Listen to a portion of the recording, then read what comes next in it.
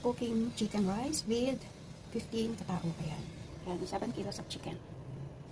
Ang ating ingredients ay lemongrass. Ayan, may lemongrass tayo dyan. 4 na teaspoon of salt. Meron tayo pisos or patis. At meron tayong nor cubes, ginger. Yan ang ating ingredients kasama ng ating manok sa chicken rice. Tapos, ang gagawin po natin, kulo tayo ng tubig at habang nagpapakulo tayo, ay ilalagay natin ang ating mga ingredients. Lagay natin ang ating lemongrass, ginger, patis, salt, at ang ating nor cubes.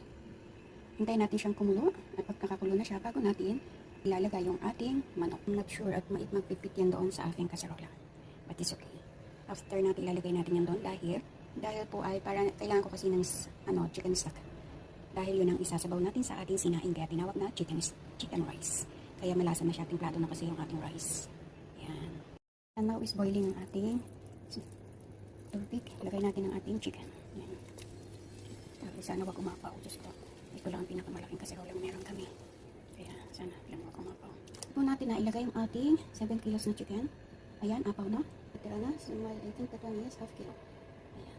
Liter at pwede natin siya ilagay mamaya. Yan ang napangat na resulta. At may naisip ako paraan. Ilalagay ko dito yung natira. Yan. Yan. Para-paraan tayo. Yan. Para-paraan lang yan. Ayan. Full na siya. Nabawasan. Sabay natin siyang pakukuluin. At mamaya kapag pwede na siyang isama doon, isasama natin. Para together na siya. At saka yung taste ng soup ay pareho. Yan. Ayan na siya. Pakukulaan natin siya mga 1 hour. Kasi after that ay i-oven pa natin siya para maging roasted. Gagawin natin siyang roasted chicken. Tapos yung pinaka tubig niya ay isasabaw naman natin sa ating sinaing mamaya.